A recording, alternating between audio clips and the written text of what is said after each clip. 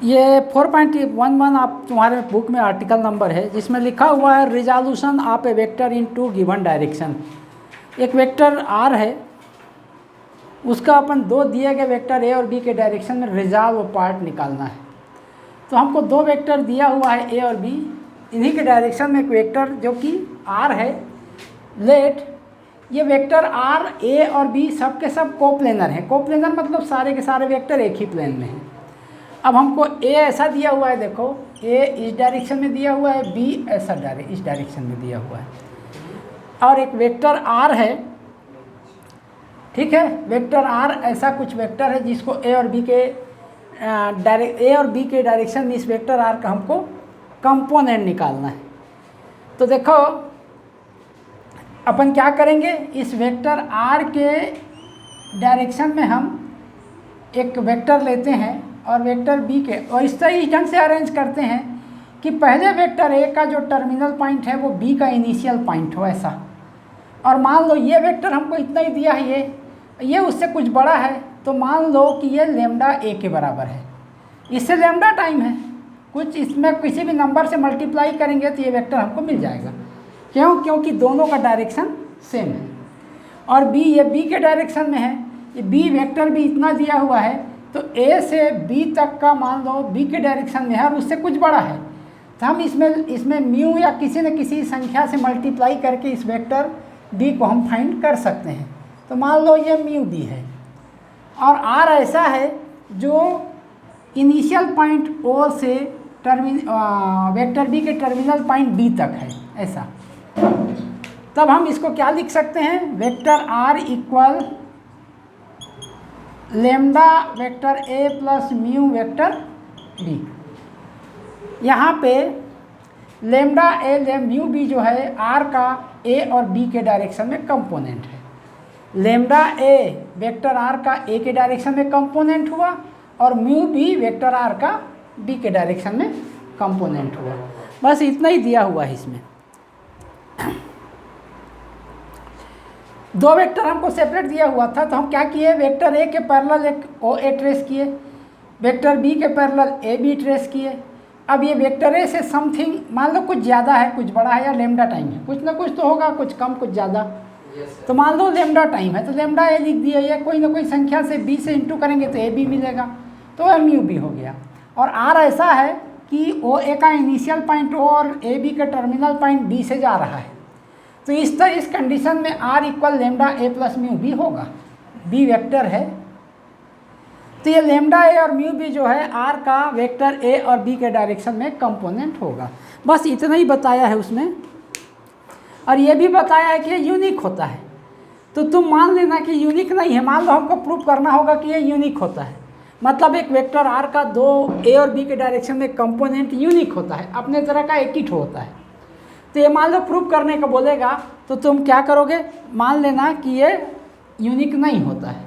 हम इसको एक और ढंग से, एक ढंग से तो ऐसा लिख सकते हैं, और मान लो एक और ढंग से हम ऐसा लिख सकते हैं, lambda dash vector A plus mu dash vector B.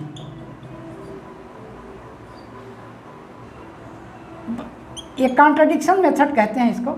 अपन जो है जो बोल रहा है उसको अपोज करते हुए उस पर एनालाइज करते हैं, तो जब हमको मिलता है कि हम जो बोल रहे हैं वो गलत है, मतलब जो पहले माना गया था वही सही है। तो देखो ये एक और दो में आर तो दोनों सेम है, तो इन दोनों को भी सेम होना चाहिए। तो फ्रॉम फर्स्ट एंड सेकेंड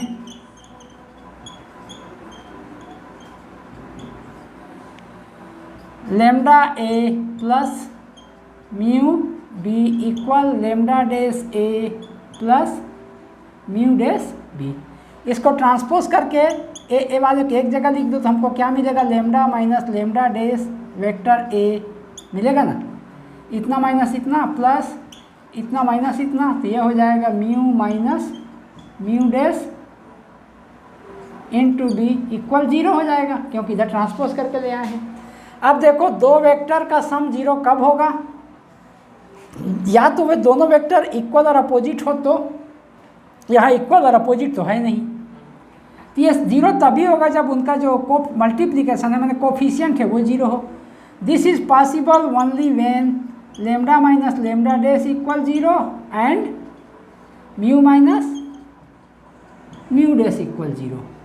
अब lambda minus lambda dash equal 0 है, इसका मतलब ये है कि लेमडा इक्वल लेमडा डैश है और म्यू इक्वल, तो जो हम अलग अलग माने थे लेमडा लेमडा डैश और म्यू को म्यू डैश लिख सकते हैं वो गलत हो गया, क्योंकि दोनों तो सेम आ गया। इस तरह से हमने जो माना है कि उसको हम दो ढंग से लिख सकते हैं वो गलत है।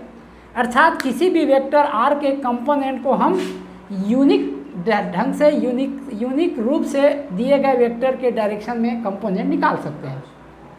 बस इतना ही दिया हुआ है उसमें।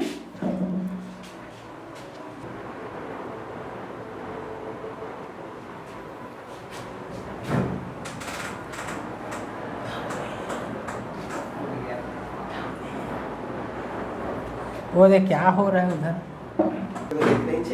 अब यहाँ पे 4.12 आर्टिकल नंबर तुम्हारे बुक में है, जिसमें बोला गया है कि orthogonal resolution of 2 and 3 dimensional vector, मतलब 2 और 3 डायमेंशनल वेक्टर को हम ऑर्थोगोनल रिजोल्यूशन के फॉर्म में कैसे लिखेंगे। देखो पहले 2 डायमेंशनल का अपन बताते हैं। मान लो ये जो है y एक्सिस है और ये x एक्सिस है।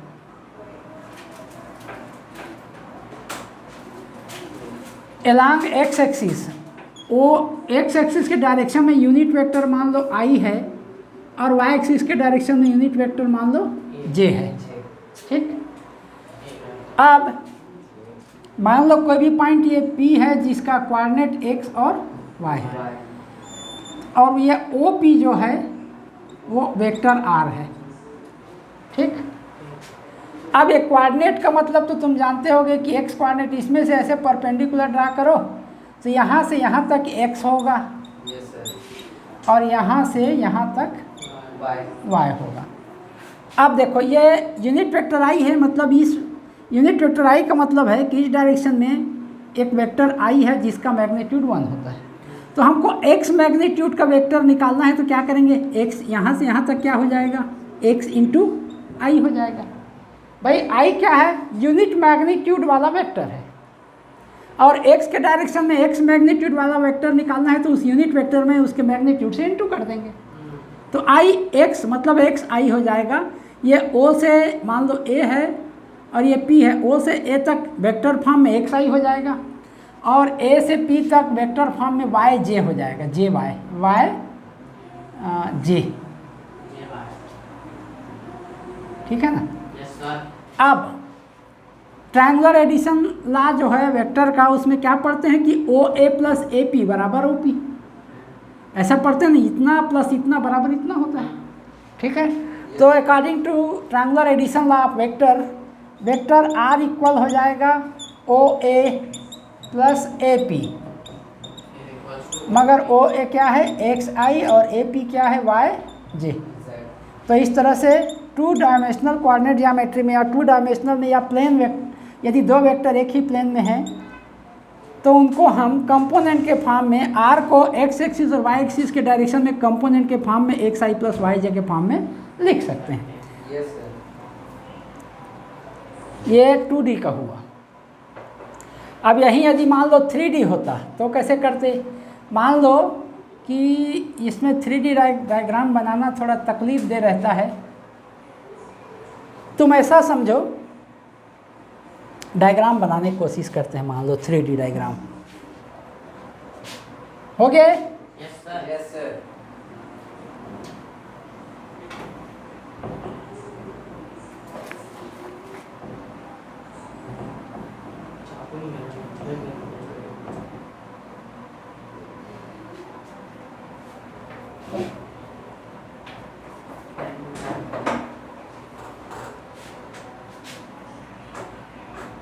इसको z ऐसा ले लेते हैं, ये x, ये मान लो z हो गया, ये x हो गया, ये y हो गया। इसमें ऐसा देखना मुश्किल है, ये ऊपर, ये वास्तव में ऊपर में है, ये ऐसा एक प्लेन में है ये दोनों, और ये अपोजिट डायरेक्शन में, ऐसे ही ये x हो गया, ये y हो गया और ये z हो गया। ठीक है ना। और मान लो अब वो ओरिजिन हो गया, तो उस कोंटे के रेस्पेक्ट में वो जो पॉइंट P ऊपर में जो कोंटा दिख रहा है उसका हमको मान लो कोऑर्डिनेट x y z है। मान लो ये पॉइंट P है जिसका कोऑर्डिनेट एक्स वाई जेड है 3D में। तो देखो सबसे पहले ये P से अपन क्या करेंगे, P से एक्स वाई प्लेन में परपेंडिकुलर लाइन ड्रा करेंगे। ऐसा ये P है, ऐसा मान लो ये एक्स वाई प्लेन में यहाँ पे काट रहा है, ये Q है। तो पहले अपन OQ निकालेंगे, ठीक है। तो OQ क्या होगा, देखो कैसे निकालोगे, ये एक्स वाई प्लेन में है, मतलब ऐसा वैसा इसी में Q कहीं पे है। तो OQ इक्वल क्या होगा, इसका इस डायरेक्शन में कंपोनेंट और इस डायरेक्शन में कंपोनेंट है।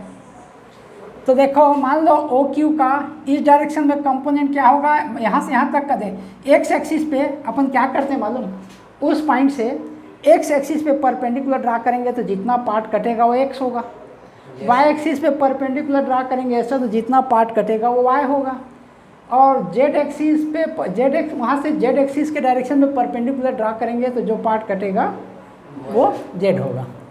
हाँ तो यहाँ पे एक्स आई ये ऐसा समझ लो, ये जो है OQ ये हो जाएगा, इसको कुछ ले लेते हैं। यहाँ पे डायग्राम थोड़ा सा बन नहीं रहा है इसलिए क्लियर करते में तकलीफ हो रहा है। कुछ अच्छा सा ये देखो तुम्हारे में जो डायग्राम दिया है ना, ये वाला ये देखो, पॉइंट P का कोऑर्डिनेट एक्स वाई जेड है। P से हमने एक्स वाई प्लेन पे परपेंडिकुलर ड्रा किया तो ये Q पे इंटरसेक्ट कर रहा है। ये OQ वेक्टर OQ जो है देखो, ये x डायरेक्शन में जो कटा हुआ पार्ट है, ये वाला पार्ट ये एक्स आई होगा। देखो यूनिट वेक्टर x डायरेक्शन में आई है, और मान लो यहाँ से यहाँ तक का x है तो ये क्या हो जाएगा एक्स आई, ये भाग होगा ऐसा होगा, इसमें ऐसा ही दिख रहा है। और ये जो होगा यहाँ से यहाँ तक y है तो ये क्या हो जाएगा वाई जे। तो इस तरह से OQ क्या होगा, OQ इक्वल ये मान लो वाई जे प्लस एक्स आई, वाई जे प्लस एक्स, इतना प्लस इतना इक्वल इतना, ट्रायंगुलर एडिशन ला। अब हमको निकालना है OP। तो OP में क्या है देखो, OP इक्वल हो जाएगा, OP equal OQ plus QP होगा। तो OQ तो अभी हमने इतना निकाला, इधर देखो ध्यान से, OP equal OQ plus QP। OQ का वैल्यू यहाँ रख दो, ये हो जाएगा एक्स आई प्लस वाई जे, आई जे के यूनिट वेक्टर है ना। अब QP जो है जेड डायरेक्शन में जेड डिस्टेंस पे है। अब जेड डायरेक्शन में यूनिट वेक्टर k है, मतलब ऐसा वेक्टर जिसका मैग्नीट्यूड 1 हो k है। तो जेड मैग्नीट्यूड वाला वेक्टर क्या होगा जेड के। तो यहाँ आ जाएगा QP हो जाएगा Z into unit vector k। यदि OP R है तो हम इसको लिख सकते हैं R equal X I plus Y J plus Z K. यही 3D में किसी भी वेक्टर जिस वेक्टर R का एक्स वाई जेड के फॉर्म में या component along X Y Z के फॉर्म में अपन लिख सकते हैं। उसमें वैसे ही समझाया है। 3D डायग्राम थोड़ा सा प्लेन में ट्रेस करने में बहुत परेशानी होता है। हाँ और क्या है देखो,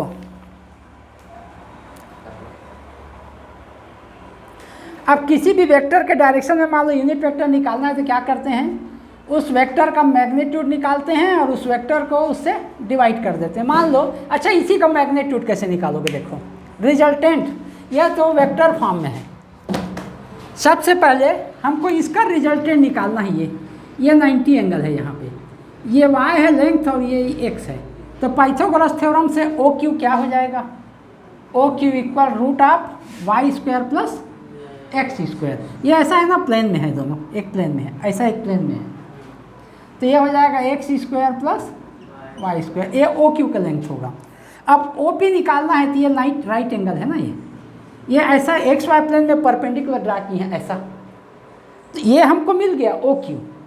हमको निकालना है OP। तो OP इक्वल इसका स्क्वायर प्लस इसका स्क्वायर पाइथागोरस थ्योरम से। तो देखो हाँ OP स्क्वायर हो जाएगा OQ square plus QP square. तो OP स्क्वायर OQ स्क्वायर तो ये मिल जाएगा, इसका स्क्वायर कर दोगे तो हमको मिल जाएगा OP स्क्वायर इक्वल हो जाएगा X square plus Y square, और QP स्क्वायर जो है वो जेड स्क्वायर है। और OP क्या है, मॉड ऑफ वेक्टर R है, R की लंबाई। तो mod of vector R equal root of ना, रूट ऑफ एक्स स्क्वायर, ये तो स्क्वायर है, रूट लेंगे तो रूट नहीं हो जाएगा, root of X square plus Y square plus Z square, ये मैग्नीट्यूड होगा। मान लो कोई vector X I plus Y J plus Z K है तो उसका magnitude root of X square plus Y square plus Z square होता है। अब इस वेक्टर के डायरेक्शन में मान लो यूनिट वेक्टर निकालना है ऐसा, तो इसी के मैग्नीट्यूड से इसको डिवाइड कर दो, माने इसी को इतना से डिवाइड कर दोगे तो आर के डायरेक्शन में यूनिट वेक्टर आ जाएगा। Yes sir. ये सब क्वेश्चन बहुत सारा करोगे न्यूमेरिकल तभी क्लियर होगा। ये रेक्टेंगुलर कंपोनेंट हो गया। अब सीधा क्वेश्चन आ गया है तुम्हारा इसमें। अब अगला टॉपिक हमको इसमें दिया हुआ है तुम्हारे बुक में, बुक के हिसाब से जो कि सीजी सिलेबस पे आधारित है, छत्तीसगढ़ के फिजिक्स पाठ्यक्रम पे, relative velocity in a plane. Relative velocity in a plane के बारे में हम नेक्स्ट डे पढ़ेंगे और कुछ न्यूमेरिकल करेंगे, क्योंकि थ्योरी क्लियर तभी होगा जब कुछ न्यूमेरिकल तुम सॉल्व करो अपने मन से या खुद से। ओके।